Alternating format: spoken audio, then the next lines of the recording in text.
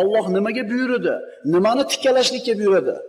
Qarindosh urug'chilik aloqalarni tikkalashga buyurdi. Kim mana shu aloqalarni uzsa, bu uchun, bunday inson uchun eng yomon diyor jahannam diyori bor. Demak, qarindosh urug'chilik aloqalarni tikkalashlik va bu narsani farzandlarga ta'lim berishligimiz hammamiz ustimizdagi vojib bo'lgan amallardan.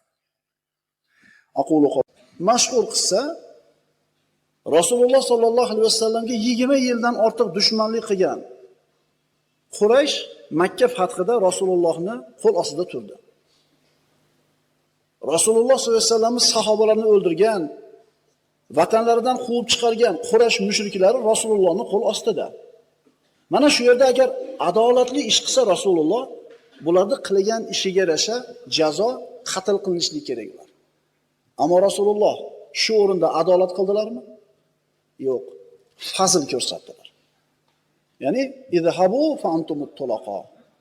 Ketaveringlar, sizlar ozodsizlar dedi. Demak, kishi qanchalar iymonida yuksalar ekan, qanchalar bir taqvosi bilan yuksalib borar ekan, fazilatni unutmasligi kerak.